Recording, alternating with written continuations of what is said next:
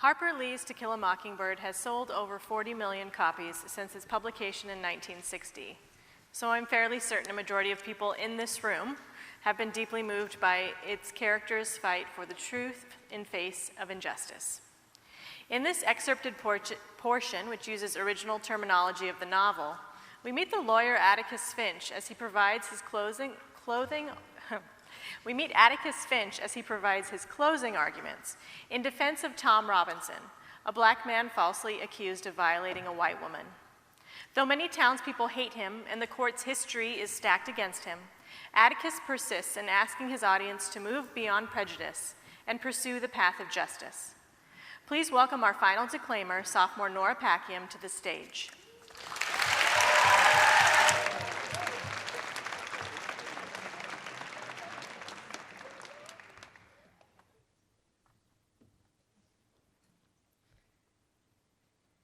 Gentlemen, I shall be brief, but I would like to use my remaining time with you to remind you that this case is not a difficult one. It requires no minute sifting of complicated facts, but it does require you to be sure, beyond all reasonable doubt, as to the guilt of the defendant. To begin with, this case should never have come to trial. This case is as simple as black and white.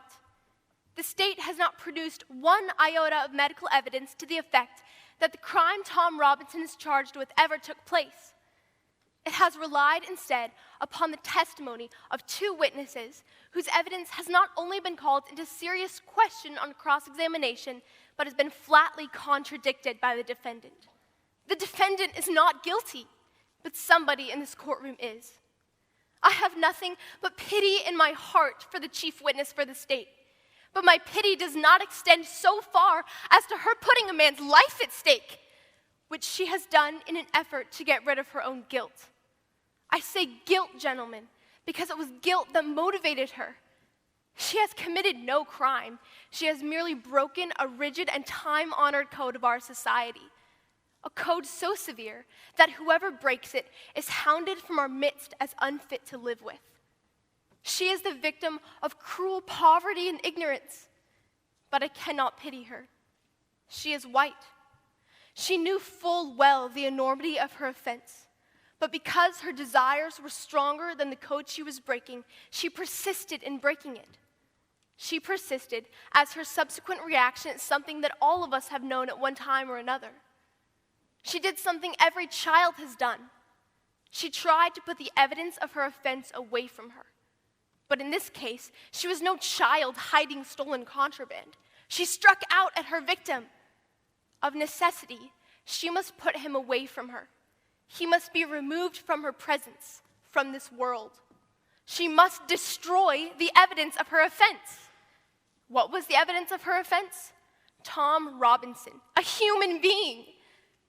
She must put Tom Robinson away from her. Tom Robinson was her daily reminder of what she did. What did she do? She tempted a Negro. She did something that in our society is unspeakable.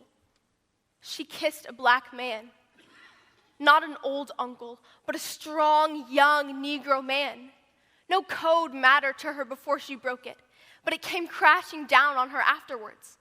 Her father saw it, and the defendant has testified as to his remarks.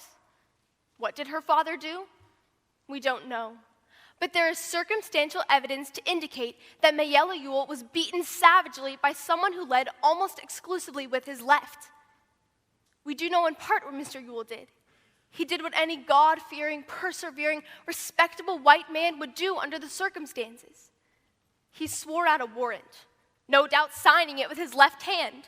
And Tom Robinson now sits before you, having taken the oath with the only good hand he possesses, his right hand.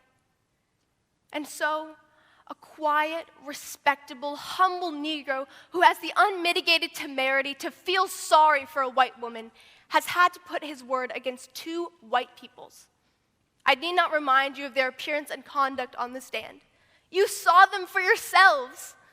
The witnesses for the state, with the exception of the sheriff of Macomb County, have presented themselves to you, gentlemen, to this courtroom, in the cynical confidence that their testimony would not be doubted. confident that you, gentlemen, would go along with them on the assumption, the evil assumption, that all Negroes lie, that all Negroes are basically immoral beings, that all Negro men are not to be trusted around our women, an assumption one associates with the minds of their caliber, which, gentlemen, we know is in itself a lie as black as Tom Robinson's skin, a lie I do not have to point out to you. You know the truth, and the truth is this: some Negroes lie. Some Negroes are immoral. Some Negro men are not to be trusted around women, black or white. But this is a truth that applies to the human race and to no particular race of men. There is not a person in this courtroom who has never told a lie, who has never done an immoral thing, and there is no man living who has never looked upon a woman without desire.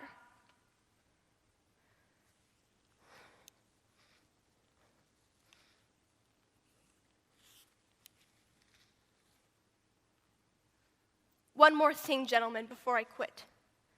Thomas Jefferson once said that all men are created equal, a phrase that the Yankees and the distaff side of the executive branch in Washington are fond of hurling at us. There is a tendency in this year of grace, 1935, for certain people to use this phrase out of context, to satisfy all conditions. The most ridiculous example I can think of is that the people who run public education promote the stupid and idle along with the industrious. Because all men are created equal, educators will gravely tell you the children left behind suffer terrible feelings of inferiority. We know all men are not created equal in the sense that some people would have us believe. Some people are smarter than others. Some people have more opportunity because they're born with it. Some men make more money than others. Some ladies make better cakes than others. Some people are born gifted beyond the normal scope of most men. But there is one way in this country in which all men are created equal.